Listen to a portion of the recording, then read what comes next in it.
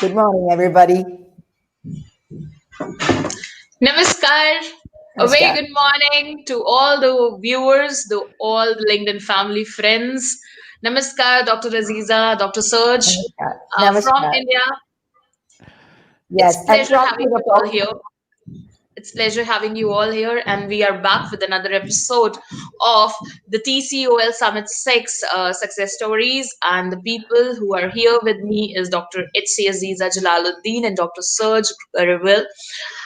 Sir and ma'am, thank you so much for giving me the opportunity to, talk to you and let the world know and explore you people, your profiles.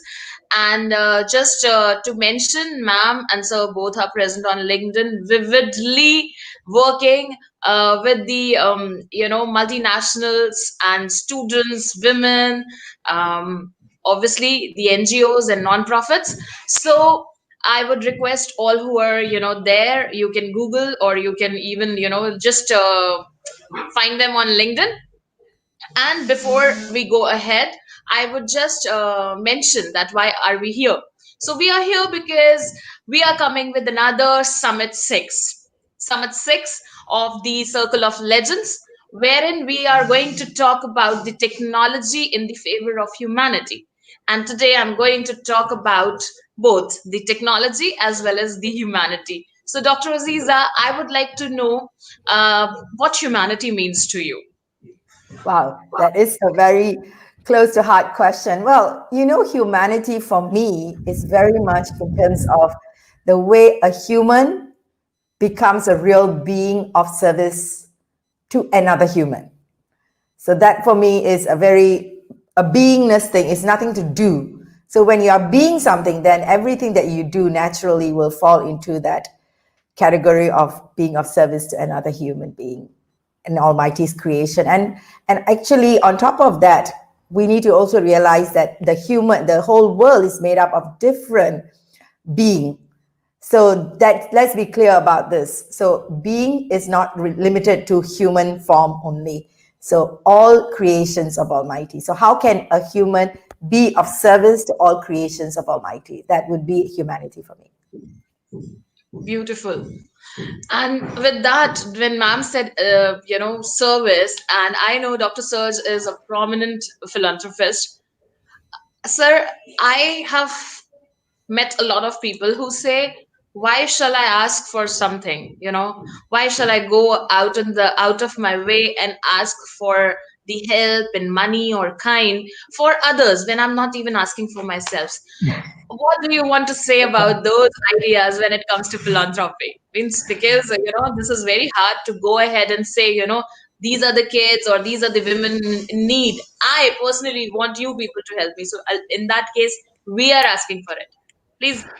Yeah, well, this is a fantastic question. I'm so happy you're asking for it because that is what I've asked myself for, probably 30 years that since the age of 21. I remember where I've learned that from my parents, watching them. I had fantastic parents, and to see how they were being human themselves, how they were part of humanity. And I totally agree with Dr. Aziza. I know it's just being.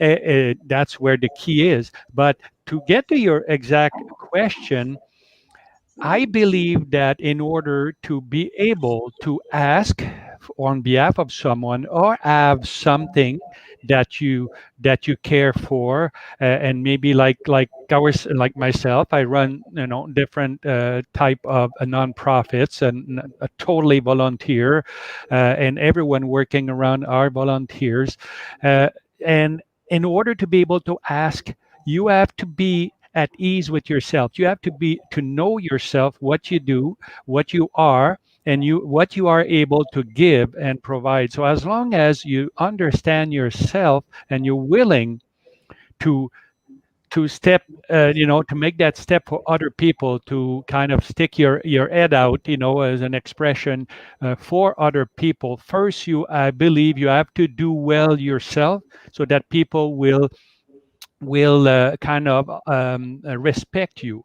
So if you can prove yourself in being who you say you are and be congruent with what you are, with who you say you are, then it's not difficult to share what your belief and share what you would like to see achieved. So basically you're only sharing what your thoughts are, your desire is with other people. And when it comes to nonprofit and charities, it happens to be, very often it's funds, money, because everyone, that's the key very often of that. And then that's is basically the bottom line for my foundation, is that we help other nonprofits to become self-sufficient, and we have a whole system in place to help them to do that, and they don't have to spend money to do it.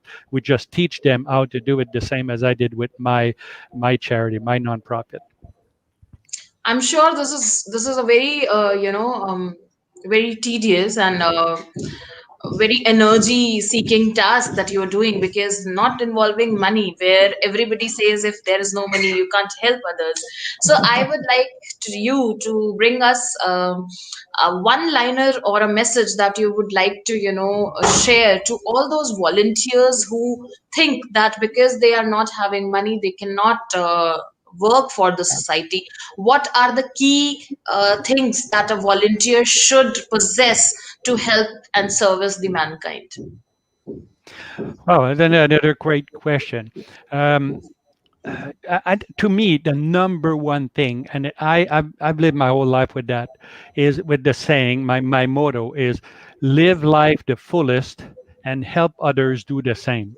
So if you live the life in full integrity, the best you can, then a lot of answers, a lot of desire will come. And in this case, talking about nonprofit and charities, you will be as a no, you will become volunteering yourself to entities that you care about. So one is to be yourself first. Second is to only work with charities and having kind of projects that you care for, that you are attracted to, Yes. something that you feel in your heart, that you have that desire in helping. That's the second thing. The third thing is never focus on the money itself, the word money. Say, oh, we need more money for this, you need more money for that. There's many other ways to trade services, trade things that you need. Everyone needs things, whatever the end is. Small companies, big corporations, individuals, mothers, fathers, children, everyone needs something, and everyone is willing to give something in order to receive what they need. And I cannot say, of course, in a situation like this here, that we have, I don't know, maybe thousands of people watching this, I cannot say, well, this is what you need to do specifically. But what I can say is that that's not number four. What is that other people need, and try to find a way to provide that directly or indirectly, and then exchange that for what you need. So be clear in what you need as a volunteer or as a nonprofit, and be clear in what other parties are in need. And if you don't know what they need, well, you need to find out. And that's what I'm saying. That's not the number five. And I'm just thinking out loud here, the different ways. Number five is find entities that have a certain need. So you don't need to make up that need. You don't need to come up with that need. And doing a Google search on things, on different companies, entities, and all that, it's pretty simple. So if you are in need of money, you're looking for for companies that have extra money, but they have a certain need. They might need an expertise. They might need a certain service. They might need something, and then in turn you make it as an exchange of services or goods or whatever. So sorry, I cannot be Thank you more so much. direct, but I'm that would sure this require is a the topic next that step. is very close to your heart, and that is the reason, we got so much of the insight. I am really mesmerized and, fascinated with the word go global. So in the time when when everybody is looking forward to connections, networks that we call, right? So Dr. Aziza, you marked it in 2008, I believe. When you said it's more than 7 years or 8 years down the line that you've been working with the people, and your organization is working since so long. And you said, I have heard you in one of the interviews where you said that you've been working virtually since long, and for us this is a new normal. I would like you to put some insight that how effective this working virtual world, and how effective it is when it comes to the ground execution of the ideas and things. Well, Because there is a mindset that things once are not on ground, or we are not physically working on them, might not give as effective results as, but you are doing great in your organization. So I would like yes. you to share that insight. You took out the magic word out of it. It is a mindset. It is more than a mindset. It is a belief system that has been ingrained in us. We must have a real office. When you set up a business or you want to do some work, you need to have the feel and the touch and all of that. So it is really something that we have been told by ourselves in our belief system. Just to get some context to this, my personal journey of self-discovery or on my belief system started in 2002. That's where I delved into the training and coaching and mentoring industry. And in 2000, like what you said, 2007, 8, we got the value of the YouTube channel, putting up videos out there just to tell people. So I always tell people, shamelessly out there in doing all these videos and putting yourself out. So it takes a lot of breaking away from who you are to really understanding what is it that you want to do, like what Dr. Serge was saying, the real core of what you have, your purpose in life. So when that comes in, you want to go out there in every shape, size, and form to reach out to people. That is what we call, it may look aggressive to people. It's like, wow, this is like too much. But those days, it looked like that. And when we started telling people to get online, we said, this is the only way we can reach the masses, because how much can you do with one person, one to one, 1 to 100, or 1 to 1,000? This is about hundreds and millions of people to be impacted. And if your message is so important that it needs to reach the world, you need to step up above yourself. So that was the real calling for the work that we do. And in like what you said, go global is very much, the name very correctly said, it's attractive. But behind go global, what is the intention behind it is possibly the message of consciousness, that people and human being coming together as one, leveraging on technology, because that's the fastest way we can reach humanity and change the way that we do things. And that is all that drove us. In fact, it is like you said, the new normal. We even started a program called New Normal in 2009, actually. Oh God. So Yeah. So we've been ahead ahead of of time, time. I must say, and that is the power, or the idea, as well as the quality of a leader, that you can visualize and have a vision, much before things happen. The time when we look forward to, it's far ahead of what we have in person or on ground. So thank you Yeah. so very much for such an insightful journey of yours. Yeah. I just want to, put my last question to both of you, and I would request you to answer one by one in 1 minute. And that is, what is your message to the youngsters, the youth, Dr. Aziza, specifically the young mothers? Right. Because you've been working, there are a lot of baggages, or I would say the barriers that the women out there have, in terms of their cultures, in terms of their languages. And I've been seeing your work and your profile, that you have crossed everything. I would like you to please mark your insight. What is the importance and significance of technology, or what is the relevance of enabling ourselves for the technology, so that we can actually be successful? So your message on that. And yes, of course, Dr. Serge, I would look forward to your message for the young entrepreneurs and philanthropists and the volunteers, for sure. Yes. You know, Technology has made life so much more meaningful because we can spend so much of time with our family while doing what we are doing right now. And it is called the leverage. Leverage means doing more with less. You're going to achieve more results with less effort. So with our belief system that yes, I want to spend more time with my family as mothers, I still remember when I was working from home back then, long, long ago, like literally not traveling. I was so comfortable. Like I will be doing shopping and doing my work, and I'll be earning a few thousands of dollars just doing that. So this kind of environment is right now possible for everyone. So you need to grab that opportunity. And skills are just skills. They can be picked up anytime. So it is just our thirst and our hunger to be successful while having a holistic, fulfilling life. This is the moment. This is the moment for us to embark on. So just a break away from that mindset and the belief system that something is not possible. Anchor your purpose. What do you want to achieve in life? It need not be financial. It can be financial. It can be anything that you want to achieve in your life. And then think of technology. So think of your purpose and think of technology and see how you can merge it together. Let me tell you, I can guarantee you it is possible. Just the only thing that you need to do is to do the hardest thing that human beings are not doing is to think. Think how you can achieve that. That's it.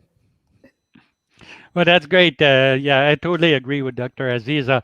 And from my point of view, I think the young generation, younger people, are already doing it. I mean, the amazing thing that I see, okay, we're talking here about using technology for the betterment of humanity. Oh, what a great concept. Well, when you get older, yeah, that's a great concept. But for the young generation, they are already living with that. I mean, all the movements about equality, about protecting the environment, and all those, it comes naturally to them. And the best part is, while for a person like me, okay, 65, it was in the when I was in my 20s that really computer is starting to develop the way it is now. But for the people who were born like 20, 30 years after me, they were born in technologies. For them, it's not something they had to learn. So anyone that is in their 20s or teens right now or 30s, they were born in technology. So we went from developing something and the technology brought humanity at a certain level, over the years from a technical point of view, very little step, and all of a sudden huge jump over the last several years. So my message for the younger people is that don't give up on what you believe in. It's my opinion that the equality should be there, should be standard in every country. Environment should be protected. The earth will go on with or without us. It's a matter of protecting the environment that we can live in, and that's basically what we want to protect. So don't let anyone stop you from wanting to be fair, honest, congruent, being yourself, and creating things that you dream of. Just dream on and just do it. That's my message to you. So, thanks And a now lot. I Yeah. want to say thank you to Darshanji and Madam Himangi doing awesome work. Darshanji, this is a fabulous, fabulous initiative, and we are so honored and blessed to be part of this journey that we are like really coming together. Thank Yeah. you so much. Thanks a lot, Dr. Aziza and Dr. Serge. I think you are going to come almost 10 more times, Yes. and we will welcome you with such a wonderful message. I think, Himangi, I am taking credit of concluding this session with All one, yours, sir. one fabulous video, so which I have just prepared today. As Dr. Serge has said that he is of 65, I want to show him something when he will be of 75. Wow. Let's do this.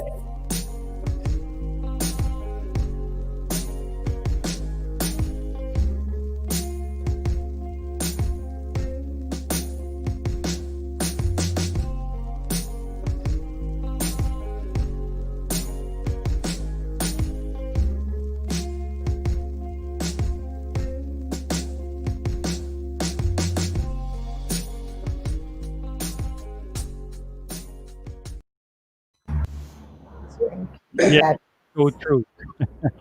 So, and this is the video which I have made just in 10 minutes, and I want to teach such kind of video making to 1000 people just in next 12 days. yes, we will. And I want this kind of videos to go viral on WhatsApp as a motivational message. So this is Fantastic. what I want to convey. Kindly help us Yes, we throughout will. the world. We would like to bring the talent to develop such kind of message, that where we are going, what we are doing right, and what we are doing wrong, and how to use technology to know this message and to pass it to our next generation, that yes, in 20 seconds you can convey that what we are doing right and what we are doing wrong. That's So right. thanks Yeah. a lot for Thank joining. you. We Thank have you. another session starting back to back, so we have Yes, to end this conversation. Once thank again, you. thanks a lot. Thank you so Thank you much. so Thank much, you. sir. Thank you very much. Thank you.